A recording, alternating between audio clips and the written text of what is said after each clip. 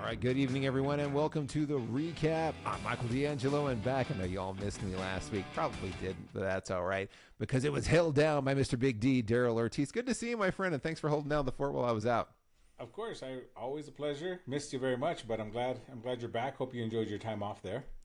I did. I was visiting in-laws, and in-laws are sometimes outlaws. No, they're wonderful people. So if they're watching, they're not watching this. It's okay. But we had a wonderful time in California. But glad to be back in good old Texas. So and catching up on Raw and Smackdown this week. So without further ado, we're gonna jump right into it because we are on the road to WrestleMania, coming up in like a month now. At this point, maybe a little bit shorter than that, but on the road to WrestleMania, Monday Night Raw, Big D, how did it go? So pretty much as expected, we had Drew McIntyre come out trying to provoke Seth Rollins, kind of giving that whole. We spoke about this, or I spoke about this too last time. I think we all have as well. Talking about how Seth Rollins is pretty distracted right now with the Bloodline and Cody Rhodes and all that, and saying he's not giving Drew McIntyre that much attention that he should. Of course, bring Seth Rollins out, but it was kind of interesting to see that. Drew McIntyre was trying. Well, Seth was trying to kind of a little bit of heel stuff. You're trying to goat Drew McIntyre into attacking him, and even going as far as saying that he hopes the Bloodline interferes so that he can win because of the Bloodline. He's won his other matches, which is odd thing to say, but I get it, I guess. But at the very end, of course, near the end, tells him that Drew's at the very bottom of his list of threats. That's why he's not worried. Kind of playing into that whole piece of exactly what Drew's saying. You're distracted by the Bloodline and you're not taking him serious as a threat. This kind of hinting towards a title change, but something tells me. I think so too. I don't know if they'll let Seth drop the title, but I wouldn't be surprised because the way they're playing it right now, they're kind of giving Seth an easy out, in that saying he's not taking Drew McIntyre serious, and so. I don't know. That's kind of what I got from that promo. Yeah, same here. Because I know I've said this before, and I'll say it again. I absolutely love heel Drew McIntyre. He's so good, and this promo was great, and the chemistry with him and Seth Rollins is excellent. Yeah, and I like I expect a handwritten note from CM Punk thanking him because he's the only one keeping him relevant. Yeah. Like everything was just gold. Like he's really in great form right now with his promos. Like he's really hit his stride with it. Yeah. It's so good. But I thought the same thing too when he had that last statement with Seth Rollins was talking about, you're at the bottom of the list of all the things that I'm worried about. And I'm like, really? Like that's your contender. Drew McIntyre, who you're facing, who is a former world champion. He's at the bottom of the list. And I felt the same way. I was like, oh, is this going to be the precursor for, there will be a title change. Maybe it's entirely possible. They've also played the injury thing a lot with Seth Rollins. So I don't know. It'd be interesting to see. Yeah. His back's been hurt for like 10 years now. I'm exaggerating. Yeah, 10 years. Well, back and now the knee because he has the knee injury. So right. It's going to be interesting. And I'm wondering, do they play into that during the tag match? Maybe. Does he injure something or tweak something and comes into that match on night 2 injured? So it'll be interesting to see. I'm kind of hoping for a title change here, but yeah, it'd be nice to see him kind of achieve that, and we'll see what he does with it. But especially because he's goading CM Punk every single time. Maybe we'll see a CM Punk versus Drew McIntyre when he gets back. Who knows? Yeah. But yeah, so the next match we had Becky Lynch going against Liv Morgan here. I actually thought we were going to see some Nia Jax interference during the match. We didn't. Instead, what we got was a very good match between the two. Yeah, it was very explosive. We had Liv Morgan hitting the Oblivion. We had Becky Lynch rolling out of the ring in time, catching her, off the second rope and finishing with the manhandle snap. But we had a lot going on, right? Very good match, and I think it was great. What was interesting was after the match, Liv Morgan kind of walking back to the locker room while Rhea Ripley comes out and just kind of walks by her and then goes straight to Becky Lynch, which is finally we're seeing, right, these two talk to each other about the matches now. This is already more consistent. I'm liking this now without the interference, or so we thought. But we had, we had Rhea Ripley kind of cutting her promo against Becky Lynch. But Becky Lynch, I feel sometimes is is not giving her flowers in terms of how well she does on the mic. That woman can talk. The man can talk. And my favorite line that she came out of there was, when people believe in me, I'm good. But when they don't believe, people doubt me, I'm great. I thought that was an amazing line.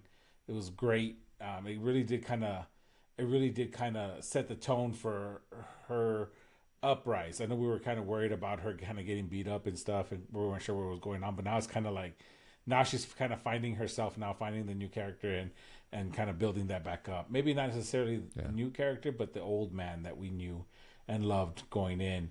And then after that, of course, backstage, you see Becky and Liv shake hands, I guess, kind of make amends or whatever. But then, of course, here comes Nia Jax to jump the boat. Nia Jax, too late. I was like, there she was. I was like, Big D called this. It just happened later. It happened later. Hey, what can you do? Put her through a table. Set up a last woman standing match for next week, which of course Nia accepted. So that's what we'll have next week. We'll have a last woman standing match, which it kind of plays into like all this happening and Becky acting so reactively. One thing that Rhea Ripley said that kind of caught my attention was she had told Becky Lynch that she's kind of putting her body on the line week to week and leaving herself vulnerable before she goes up against Rhea Ripley, which makes total sense because Becky Lynch, here she is going after random people trying to fight, and no, not random, but I'm just saying, like, she's pushing herself more than she probably should instead of getting prepared for Rhea Ripley. Maybe a little subtle hints of the same thing of what Seth Rollins is doing, but again, good point by Rhea. I mean, definitely not a contender to take lightly because she is the champ, and I mean, you really don't see her in matches either because she's preserving herself. So it kind of a very interesting psychological piece to add to it, I felt. Well, and it was funny because when Rhea said that, where she's like, "What do you keep taking all these matches every single week, and you're not going to be ready." And I think it's because you don't want to face me, and you can't beat me, and all this stuff. And then after getting lectured like that, then Becky goes and makes the crazy match. And it was funny because they showed the promo later where she's sitting there like on the box and she's like, "I know I probably shouldn't be doing this before WrestleMania, but," and then she does. And I was like, wait, this is exactly what Rhea Ripley just criticized you for. Yeah. And now you're doing it. You're proving her right. So that was a little weird to me, but I'm like, okay, we'll see how this plays into next week. And if they do spin it into, oh, she's too worn down by the time she gets there, I don't know. I have a hard time believing that Becky's not going to win at WrestleMania. This point. I mean, they're really trying to push her up. Rhea's been champ for a long time, but I mean, I kind of like Rhea as champ. Honestly, I feel she's. I love her as champ, and the fans have come to the point where even as the heel, I mean, they're loving her as a heel. So I mean, who knows? Maybe that's what puts her over. We'll see.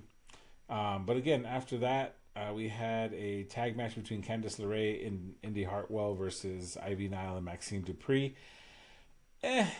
Okay match, nothing crazy, but weird thing to note is Candice LeRae kind of cornered Maxine Dupree and kind of belittling her, just lectured her. Yeah, and was like, "It's because you're terrible, and this is why everybody boos you because you're not good." Kind of trying to like. I remember there was a clip that came out during a house show where Maxine Dupree was like pretty much booed to backstage, right? But not cool. Mm-hmm. But yeah. This felt kind of forced from Candice LeRae. It wasn't very natural for her. I don't think she's a natural like she can play heel. I've seen her be a heel before in NXT, and she can do it very well. Her and Indy can do it very well, but I feel like this felt very forced because I feel like they're trying to make it too real, right? And it was just awkward. And then all of a sudden after that, then you pretty much get you get beat by Indy Hartwell to end the match, like. Kind of weird. Well, it was bizarre. It was a short match, and it was like Maxine had a little momentum, and then she, Candice goes up and just starts like going, you're an idiot, and stands there and like lectures her for like 20 seconds. Yeah. And she's like, I can't do this, and then runs into the finisher. And it was so dumb. And then it was like she also said to her, like, I'm glad your dead brother's not here to see it. Like stuff like that. Where you're like, she said I'm glad you're. It's like, come on. Like when you talk about being forced, I was like, yeah, you're really like this is a little too on the nose. Yeah. And then she psyched her out so bad that they won. Like, is that going to be the new gimmick? Is she going to lecture everybody for 20 seconds? I hope because not. that's going to suck. That would suck, but time will tell. Yeah. We'll have to find out. After that, we had a great promo, as always, from Cody. with a little in-ring interview with Michael Cole. Very emotional promo talking about his family and, pretty much vowing to bring his family to bring the titles home, right, to his family and do his dad justice and all that. It's weird because Cody is such a good promo. It's ridiculous. Like he said, and it is sometimes some of the stuff he says is cheesy, right? It's a little corny sometimes. Of course. But oh my God, the way he delivers it. It's just the way he delivers it. His facial expressions, his body language, like the way he just does it is so well done. Of course we're all rooting for Cody. I've been saying for I don't know how long now that he's the only one that could take the title off of Roman, and I hope he does. So it was a good promo. I mean, it was a great promo. So nothing to complain about. Well, and it came from the heart too. You talk about like he's good because he's very sincere. He is. And so everything he's saying, it's all seeds of these are things that actually happen, and he really tells and retells personal stories. And so there's that twin. There's the emotional aspect where he really does get choked up. And he's talking about his mom, and part of it's like, he really is getting a little choked up. Obviously kind of pushing it more for reaction, but great stuff. I was like, it was really good. Came from the heart. I love this as well. Same here. I thought it was great. So that was a good little mid plug there. I loved it. After that, we had the Kabuki Warriors defending against Shayna Baszler and Zoe Stark for the tag titles. No title change, no interference, unfortunately. I was hoping to see it. Instead, we got Candice LeRae just being, I guess, a lecturer. I don't know. But we had, Kabuki Warriors ended up winning. Nothing too crazy. I know Kairi Sane hit the insane elbow to retain the title. This one was a good match, but there was like a little foot grab from Dakota Kai. And I was like, really, like, they had all the momentum at the end, and then she just like touched her foot for a second, and then I was like, wait, that was enough to completely swing the match. So you're right. I was like, nothing really happened, but it was your run of the mill tag match. Nothing too crazy, but it was just it is what it is.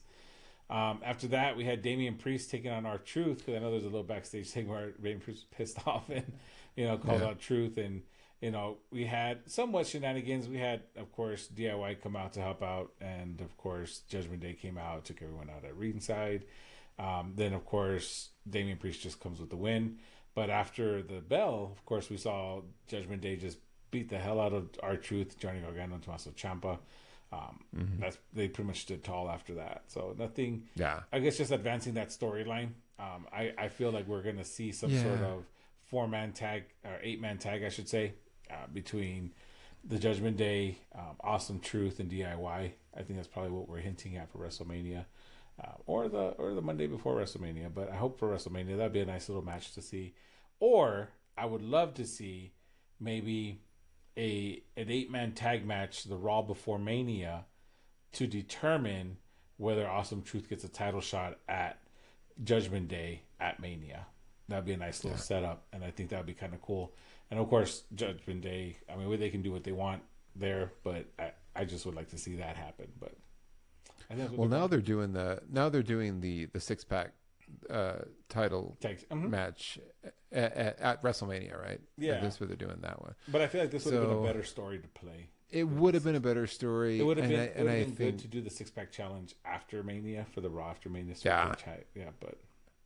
Well, and I'm excited about the 6-pack challenge, but it does seem random because it was like, you've built some storylines with these guys. Exactly. Oh, the one thing I was gonna say too about R-Truth, R-Truth's always great, and the match was really good. It was. And I like the fact that he ran through all of John Cena's moveset. He did like the 5 moves the of Doom, STF and everything.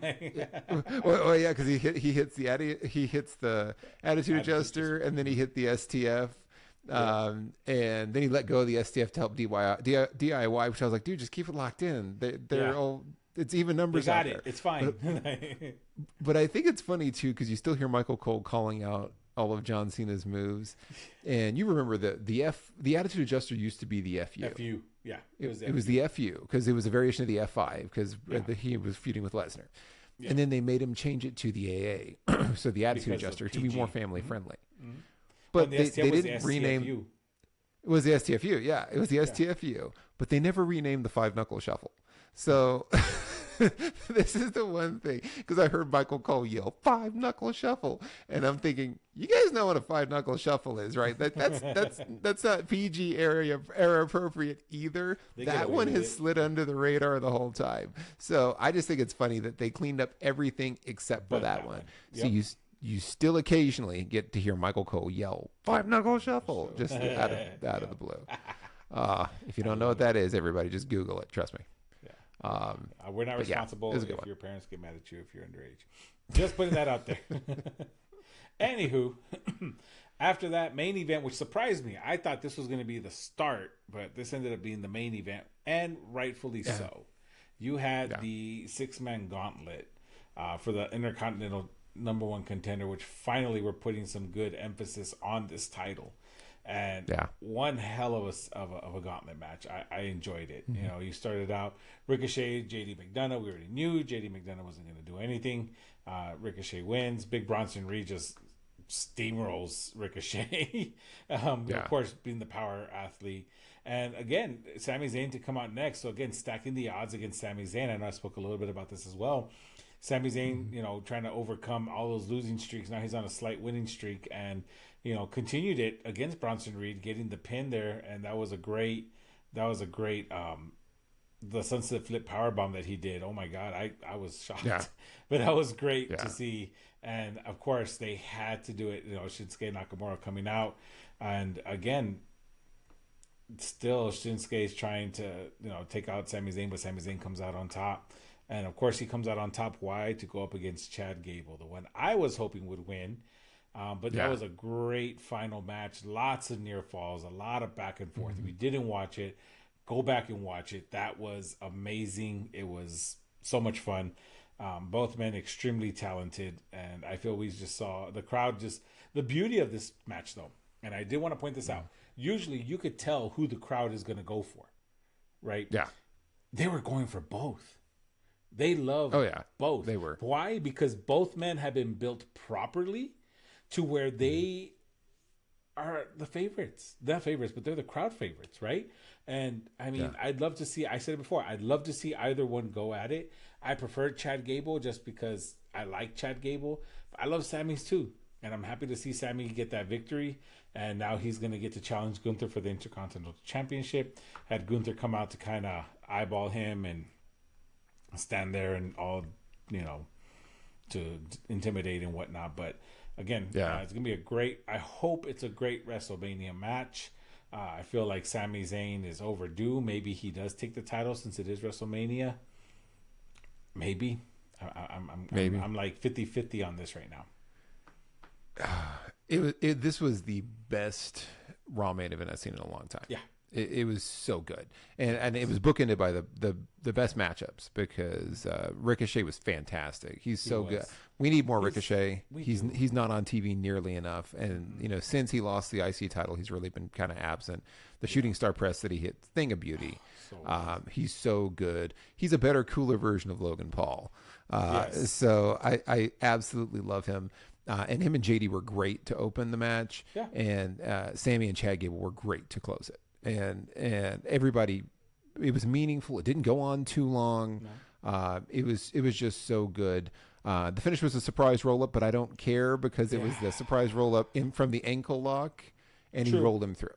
And so I was kind of like, okay, that was a counter. It wasn't like, he just caught him napping on something. Like a stalemate, right? Like you're both men are going at each other and rolling into the ankle lock, which was great. He went at it. I think after he put the straps down, kind of Kurt Angle-ish, went down and like one more time, get that ankle lock in. And right when you think Sammy's gonna tap you, like, I think this is it. Gets that roll up. I'm okay. That's why I didn't complain about it. I was like, okay, I was like, hey, I'm good with it. I get why they did it. And because you don't want to weaken Chad Gable either, because he is a potential contender later on down the road. I like that they didn't make him look bad by just letting Sammy just hit his finisher and finish him off clean. I like that you kind of left a little meat on the bone to be like, hey, there's a potential feud here, or there's a potential opportunity for Chad Gable to challenge again. So I like that. Yeah, and so I really liked it. And then I kind of was left wondering, are we going to see a potential heel turn for Chad Gable? Probably. And the only reason why I say that is because he started that match. He let Sammy up. He was being a good guy. And he's like, no, I don't want to win like this. I don't want to win like this. And he let Sammy get his bearings back. and that was a mistake. And then at the end, when he got rolled up, it's that look of like, I can't believe this, like complete shock. And then he almost kind of didn't shake his hand and kind of was like standoffish when he was trying to hug him. So I'm like, is this going to be the whole, hey, I messed up trying to be a good guy, and you're going to see a heel turn. I think the other thing that I'm wondering too, though, and you and I have talked about this many times. So do we go to WrestleMania, and does Sammy beat the odds and manage to defeat Gunther and become the IC champion, and then Damian Priest cashes it on Sammy? Like, I feel like that's going to happen, where it's going to be this great moment for Sammy, and then Damian Priest's music hit, and then he cashes in and beats him and takes the title, and just as like a big swerve at the end, because they've already set the seeds for Damian Priest wants the Intercontinental title, and that's one of the reasons why JD was in this matchup, and he wants it for Judgment Day, and I'm wondering if you see that to kind of ruin Sammy's moment, he busts the Seth Rollins and makes it a triple threat. He could, but I mean, I think we've got too many triple threats there. I mean, we have. We'll see. I wouldn't be surprised. Well, we'll find out. We'll see. We'll see how it goes. We've got a few more weeks for everything to marinate. We shall see. All right. Now, that was it for Raw. SmackDown. Overall, well, that was Raw. Yeah, Raw was pretty good. I was happy with it. I think because of the two great matches, I bumped this up to like a B plus, A minus, only because actually, no, scratch that. I'll give this an A. I liked the show. I thought it was a great show. I was entertained. I was happy with it, and so I'm good. Yeah, I would give it an A too. I would give it an A plus because of the whole was it the Maxine Dupree, Candice LeRae thing was like that's like that. That was a little funky for me, and it fell flat. So, but all in all, I thought it was pretty solid. I agree. So SmackDown. Well, on to SmackDown. SmackDown was interesting. So it opened with a flashback to last week, which they run through the whole highlight video. Seth Rollins accepting the counter offer of the tag match for WrestleMania. He had the insults from The Rock, and then the slap heard around the world part 2 with Cody slapping The Rock. So The Rock opened the show in Memphis. And by the way, I didn't have a chance to say this last week, obviously, because I wasn't here, but I love the updated entrance with the lightning. It's so cool. Good. It's it's really good. It's really good. Theme. He's using the Hollywood Rock theme. It's the Hollywood Rock theme. Yeah. And I'm like, I love it. So it's great. Yeah. And they always do a great job with their entrance packages and stuff like that. But it's really good. Memphis had the Pro Rocky chant. They showed him a ton of love. There was no hatred at all. There was no hatred to the crowd from The Rock either, because he talked about how Memphis is different. This is where he started his career. And he healed it up the whole time. He just never turned on the crowd. Which was cool, and the crowd cheered everything that he said. Which it was kind of this strange moment where it was like, The Rock's getting all this love, but he's still doing the heel thing, and the crowd's along for the ride. So that was actually pretty fun. Yeah. And he did The Rock has come back home, because I remember the last time he did that was in Miami when he was at home, and so he did that one here, and then he was like, I'm gonna sing a song.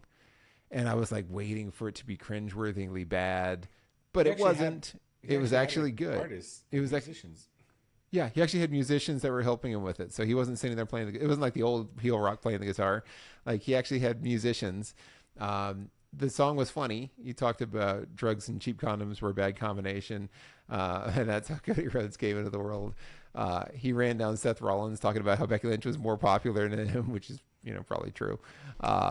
It was funny. It was good. He got in a little bit about Cody's promo about Cody crying about his mom, and then that's kind of like the big thing at the end that he went into was talking to Mama Rhodes specifically. And that she's going to know The Rock, and the son, your son took something from me. So, he pulled out the weightlifting belt. He's got like the Brahma Bull version of Cody's weightlifting belt, and how he was going to beat Cody Rhodes until he was bloody. And then he was going to like that. The final boss now, I guess, is what he's calling himself. I'm not I could do without that. Yeah, knowing The Rock could put it over anyway, but still, I'm not a fan. He will. He'll do it. I mean, and The Rock is dedicated. Even if it doesn't go over, he'll hammer it home. Seth Rollins is still the clown emoji, and he's gonna keep pushing that one, no matter what. But it was a lot of fun. It was a good way to open the show. I wonder if it ran a little long because there were points during SmackDown where it felt like things were a little rushed. And I couldn't tell if maybe The Rock spent a little bit too much time on that opening promo, but there was definitely a pacing issue later. But all of it, I thought it was good. I thought it was fun. It was The Rock being The Rock, and The Rock is great, obviously, at cutting promos. Yeah. He is, and I enjoyed it as well. I liked the bit where he was going to give of course, Cody before each match gives his weightlifting belt to a kid in the crowd, and The Rock talking about kind of doing his version, right? I'm gonna give a bloody belt to your mom and tell her you're welcome, and like the whole Moana, the Maui voice, Maui singing, like that was nice. It was nice. I liked it. I enjoyed it a lot. I think it did run longer than expected, only because that happened last week too, and that's why he did the 20-minute Instagram promo, because I think he was wanting more time, and they were like, hey man, this isn't the Attitude Era anymore. Like we don't we can't just do that. Like we have a show to go, and so that's why he threw out the 21. So he had pretty much like 45 minutes of promo last week, and this week is honestly it was just under 20 minutes or so. But I mean, it felt longer. But again, I was entertained. It's heel. I love heel Rock. I love a good heel. I've always been a heel fan ever since forever. But I loved it. I loved every bit of it. Yeah. No, it was good. And then after this, we got the first match of the night, which was the first tag team qualifier match for the 6-pack. So there's going to be quarterfinals, semifinals, and then the winners of the semifinals are all going to go on to WrestleMania. So it's Angel and Berto now. It's not Umberto.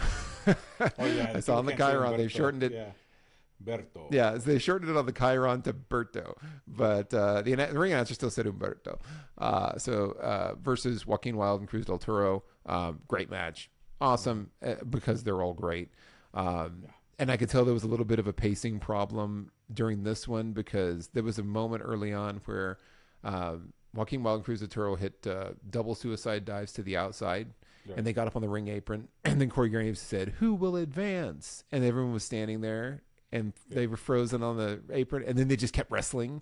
And I was like, oh, that was supposed to be a station break. Yep. And then maybe a minute after that, it was after the Lion Salt, I think that was hit. Then Corey Graves goes, "Who will advance?" And then it cuts into commercial. And I was like, okay, they do have a pacing problem here. Yeah. He was just waiting for his cue. Time was not their friend. But time was not their friend. I was a little bummed that these two teams were facing each other now versus possibly being in the 6-pack at WrestleMania, because I was like, they're both so good in a 6-pack ladder match. They'd be fantastic. But it was match of the night for me. Legado del Fantasma, of course, were victorious here. They got a clean win, basically. Joaquin Wilde took the loss for LWO. Mm-hmm. And then I will say this too, because somebody said in the comments that Logan Paul is the greatest wrestler in the WWE right now. All 4 of these individual competitors in this match are all better than Logan Paul at in-ring wrestling as in-ring workers. Okay. Yeah. And then Ricochet, and there's lots of others. So everybody that gets so high up on Logan Paul is very athletic, and I'm not taking that away from him. Yeah, and he is a good wrestler. Mm-hmm. But there are plenty of people who are better wrestlers than him. But they were all fantastic in this one. Yeah. Match of the night from me, as far as I'm concerned.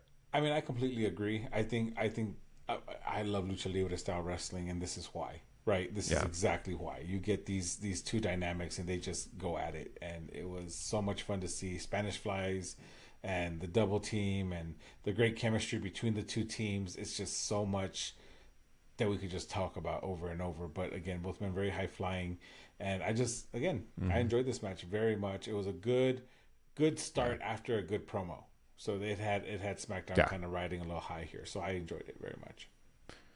Yeah, it was a great way to start the show.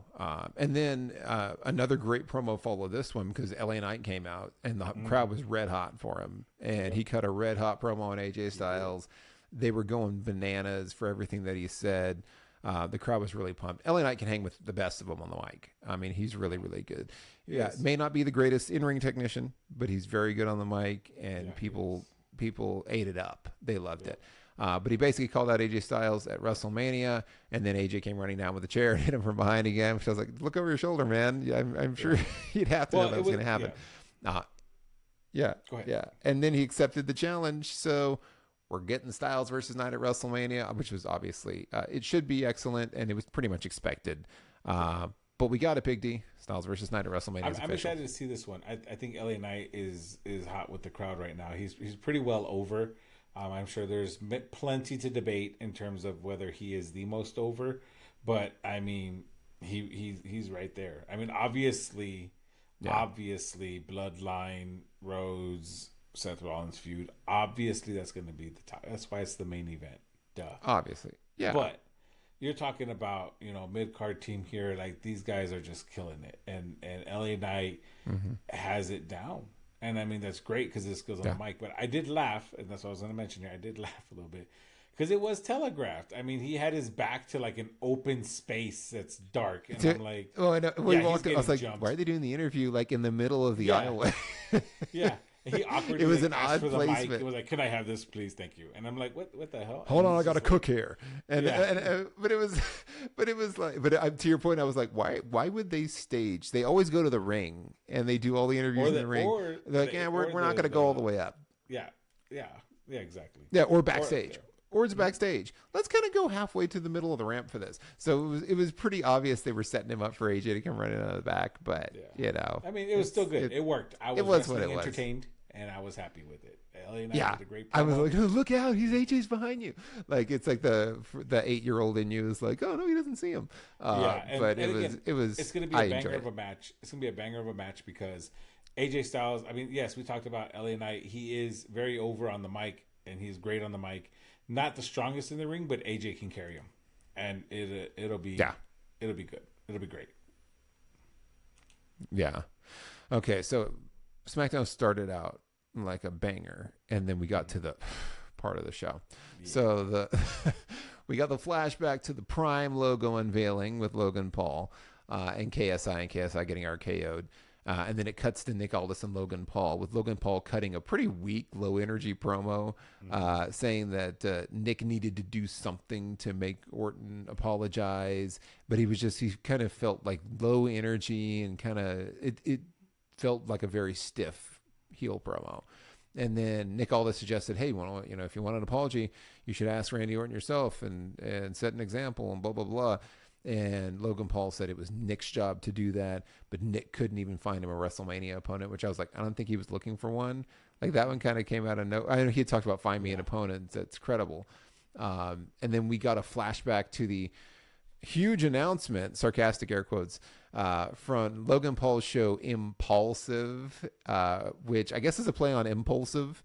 They should probably rename it Repulsive. That'd probably fit a little bit better. So, but the huge announcement was SummerSlam's in Cleveland, and I'm like, who cares? Oh, yeah. That's right. That's his hometown. It's like it's his hometown, so only Logan Paul cares. So I guess that passes as newsworthy these days. If you wanna know more, watch Repulsive every week with Logan Paul. And then right after that, we got a random match between Grayson Waller and Randy Orton. Actually, right before that, I did want to point this one out too. We had a random Bloodline sighting where they're just like walking in the back, and then there was the confrontation. So Paul Heyman lets out a yell because he gets startled. Just asking if Jimmy was going to accept Jey Uso's challenge at WrestleMania. Right, and then Jimmy gave a promo that went from like 0 to 100 on the crazy scale. Like he delivered that promo like he was hopped up on Red Bull and Adderall. He was just wild-eyed and screaming out of nowhere, and then he closed the promo by yelling "Yeet!" and then just mean mugging the camera for 10 seconds. And because I went back, I was like, he's doing that for a while. And it was a little uncomfortable. It was a long 10 seconds. And then it was like, okay, I guess we're getting Jimmy and Jay at WrestleMania. which should be great, right, Big D? Like, be a great match. That's what we've been waiting for. We wanted to see it. It should be awesome. You know what's great? Not funny. It's great, actually. I know in past interviews they have both expressed interest in saying that they've been pitching a sibling versus sibling match, because somebody was like, "Do you see yourself being tag team fair?" Like, no, we want to face each other one day, and I'm glad they're finally able to do it. I hope they make the most of the opportunity, and I would love to see, Rikishi as the guest referee. That would be that'd be cool. Kind of cool to see. So I don't know. We'll find out, but I'm excited for it. We'll see. I'm excited for it too, but promo's a little jarring. I was like, just dial it down a little bit, Jimmy. It was a little unhinged, and it was like, what's going on? And I was like, oh man, they caught him at the wrong moment. But Grayson Waller and Randy Orton. So that was what was happening next. Both Austin Theory and Logan Paul back out there again at ringside. Logan was on commentary, not doing a whole lot. And this one went about as expected. Lots of distractions, interference from Logan Paul and Austin Theory, which you were going to expect. Orton, of course, hit the RKO for the victory, of course. Naturally. And then after the match, Austin Theory jumped Randy from behind and was holding on to Orton for Logan Paul to deliver the big right hand, and he was like pumping it up. Before he could, of course, Kevin Owens ran down, made the save. Orton and Owens cleared the ring. They had a cool spot planned where KO was going to hit the stunner on Theory, and Theory was going to like bounce into the RKO. KO kind of fumbled the stunner though when he kind of hesitated a little bit, and so there was like a delay, and then so the execution looked weird. It wasn't like a bounce. It was obviously Austin Theory jumping after the fact into the RKO. So it didn't execute as well as it could have. It would have looked awesome if they had hit it right. Yeah, it would have. But then Nick Aldis comes down. Yeah, it would have looked cool. Nick Aldis came down then to announce that he had Logan Paul's WrestleMania opponent lined up, and it would be Kevin Owens and Randy Orton in a triple threat match at WrestleMania. So I have thoughts, but I'm going to pause here because I've talked a lot and say, what are your thoughts on this, Big D, before I share mine? I saw that coming. I mean, I think I said it too. I think I did. I don't know, but I thought I did. But anywho, it was an okay match. The shenanigans and all that stuff are expected, but it's almost giving off like Teddy Long vibes. You know what I mean? When you just come down and just throw random matches together. But I mean, now it's like, are they really? I mean, I feel like no. Okay. Normally, I'd say that two faces and a heel is going to be kind of an odd, especially two faces that have been tag team partners, have been getting along very well, But Randy Orton and Kevin Owens are the type that they could put that aside, I should say, and actually have a good match, right? And go at it. The question is, who's going to come out on top? I really don't know. My gut's telling me Randy. So I'm going to say I don't. So triple threat, KO, Randy Orton, Logan Paul, I don't like. Because it feels like they're doing everything possible to protect Logan Paul. Yeah. Meaning KO is probably going to get pinned. Yep. Logan Paul is going to either retain or he's not going to get pinned. So I'm almost leaning towards them having him retain, which is ridiculous. I've said it before. I'll say it again. Logan Paul is ruining the United States Championship. And what's worse for me is that at the biggest WrestleMania ever, WrestleMania 40, WrestleMania XL, milestone WrestleMania, there's going to be a big stupid Prime logo in the middle of the ring since Prime is the PLE sponsor. So not only do we have to deal with Logan Paul holding a championship, which somebody like LA Knight should probably be holding. We've got to be reminded of Logan Paul during every single match now during WrestleMania, and then he's going to have this one that they'll probably have him retain now on some shenanigans or something's going to happen or save face. So I don't like any of that at all. Yeah. Thanks for that, WWE. Sarcastic air quotes on that, but I just wasn't a big fan. A big fan. It's going to be interesting. But anyways, so after that, we got through all the Logan Paul stuff. We had a flashback to Dakota Kai's betrayal of Bayley. And then we got a Dakota Kai and Damage Control promo where she basically said, Damage Control runs the show. All the women better watch out. Bayley's going down, et cetera, et cetera. Next up, we got Santos Escobar versus Dragon Lee. I was like, 2 Lucha Libre matches in one night? Have the Lucha gods shined upon us? And I thought they did, and I would like to give a sincere thank you to the WB, but I can't because this match was 2 minutes long. Yeah. It was literally 2 minutes. I ran the stopwatch afterwards. I was like, that was over fast. Dragon Lee came out, was in control the whole match, got distracted for a couple of seconds, and then Santos hit the Phantom Driver, and the match was over. And I was like, oh man, that kind of sucks. And then Berto and Angel and Santos all started the beat down. Carlito came out for the rundown and the save, but he was overwhelmed. Then Rey Mysterio's music hit. He came down to even the odds, cleared the ring, and then dropped the old one-on-one challenge to Santos Escobar for next week's SmackDown. So it all happened very fast. Again, it felt rushed. So this goes back to the pacing thing. I was like, this felt like we got to wrap this up quick because something went long and we're off on timing. What did you think of this one? So I was disappointed, but not surprised, because I know I've said it before too. Is that I see Dragon Lee joining the LWO, and this is probably part of that, right? So you have Dragon Lee taking a quick loss like that, and LWO coming out for the save, kind of just telegraphing that you're gonna see Legado versus LWO at Mania, which I'd be happy to see. I've said that before. I'd be happy to see it. I just wish it wasn't at the expense of Dragon Lee, who's also a phenomenal performer, phenomenal athlete. But I was a little disappointed. But again, that they are trying to drive the point that Dragon Lee cannot weather the storm that is Legado without Rey and the LWO. So yeah, and it makes sense from a storytelling standpoint. I know you had talked about that.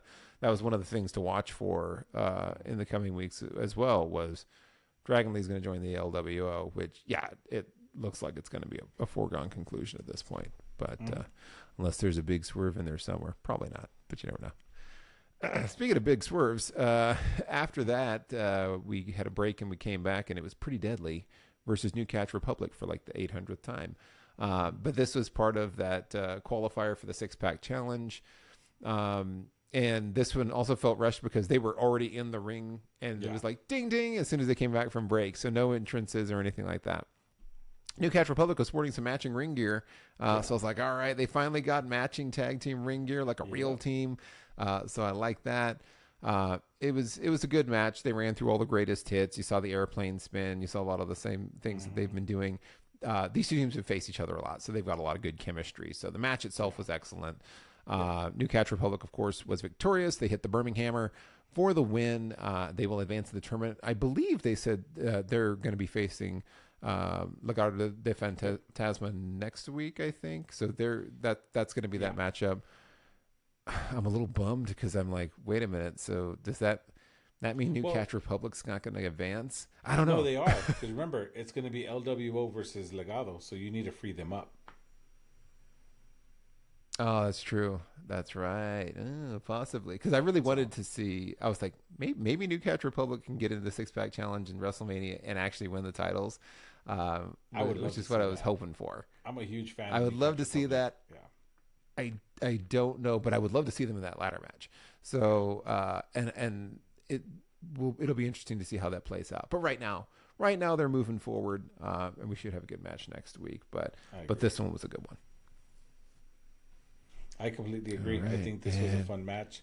I love seeing Pete Dunne, Tyler Bate. They work excellent together. They show it. And, I mean, like I said, they're probably going to beat Legado next week and advance forward so that you can free up Legado. But, time will tell. But that's kind of the vibe I'm getting. Yeah. And then main event time. This was odd. I didn't realize Bayley versus Dakota Kai was going to be the main event. It felt like a little light for a main event with Damage Control at ringside. And this was pretty by the book. Damage Control kept interfering throughout. Finally, they all got into the ring and just surrounded Bayley and then beat her down, and it ended with a DQ. So it's like, this was the main event. Ends on a DQ, somewhat predictably. And then Bayley's getting destroyed, and this happened with about 4 minutes left in the show when the DQ happened, and I was like, okay, someone's coming down, and I was like, could it be Jade Cargill? Is she going to come down and be like the monster to save Bayley? And of course that didn't happen because that would have been awesome. Instead, we got Naomi. It was like Naomi runs down because she kind of empathized with her backstage briefly a week ago. And so she runs down and tries to do what she can, but it wasn't enough because the numbers game was too much. And they beat her up too. And then Damage Control continued beating up Bailey. Io Sky hit the over the moonsault. And then they all stood over her body and posed as the show ended. Kind of an odd way to wrap the show. Somewhat anticlimactic. Not the greatest main event. Obviously, that definitely was not match of the night. It felt like it was a little bit of a weak way to close the show. The show started off so good, and then it was just like kind of fell flat in the middle, and then it did kind of limped to the finish line. Yeah, it did. And of course, this is just more to further the storyline between Bailey going up against Io Sky. And of course, Naomi would be the one to come out to give the save because she did empathize with her. It wasn't going to be Bianca because she will be turning heel. I know. Standing on because she's turning heel. I'm standing firm Big on that. D has already called it. Bianca's turning heel. Well, that's where I was really hoping for Jade to come down and be like the super face and like just like truck through everyone, because I was like, that'll make sense. She should be able to demolish all of them. But when I saw Naomi, I was like, girl, what are you thinking? Like, why are you running down there by yourself? Get somebody else from the back. Yeah, it's like you ran into a huge pile of people. I appreciate your heart, but come on. So yeah, that was SmackDown. I'd give it a B. Like, it started off so good, but it just it ended on a sour note for me. So it was what it was. It was, and it's fine, but it was a fine show. It was okay. I wasn't like thoroughly impressed with it too much. I was more along the lines of, a lot happened, but not really. Some people advanced in their qualifiers, which was good to see. But at the end of the day, it kind of just like roller coastered and just went straight down. But I mean, oh well. But hopefully next week's gonna be a better show. We'll see. There'll be more challenges going on. But I agree with the rating. I give it like a B-. It's fine. But Rock put it over with his promo. I think Heel Rock is one of the great things going on in it. Agreed. Heel Rock's a hard act to follow, and he opened the show, so everybody had to follow him. But yeah, that was the week that was in Raw and SmackDown. That's what we thought, but what did you think? So what was your favorite match of the night? What did we get wrong? What do you disagree with us or agree with us on? Leave it in the comments. We always love to hear from you. We don't have to agree with you, but we like to hear from you as well. So, and wanted to take just another quick moment to say thank you all for all the support, for the comments, for the likes, for the views, for the subscribers. We've seen a lot of growth over the last couple of weeks. So that is all thanks to all of you. So thank you so much. Please let us know what we continue to do to improve and what you want to hear us talk about. So if you've got suggestions as well, we always love to hear that. But thank you all again for all that you do to support us on our wrestling journey here as we get up here and chat for y'all. So thank you all again. Yeah, no, definitely. I'm kind of blown away here. I didn't think, two guys just talking about something we're passionate about, we love, and it growing like this. So thank you guys very much. We appreciate it. I appreciate it. And keep the comments coming. Keep the comments coming. Tell us, talk to us. Let us know. We read everything, so we'll be watching. We do. We read everything, and I read it with tears in my eyes, and then I just go, wipe it away, and I go to sleep. No, I'm just kidding. But that's what we got this week on the recap. We appreciate it as well. We'll see you next week as we continue on the road to WrestleMania. Till then, have a great rest of your week. So long, y'all. Take care.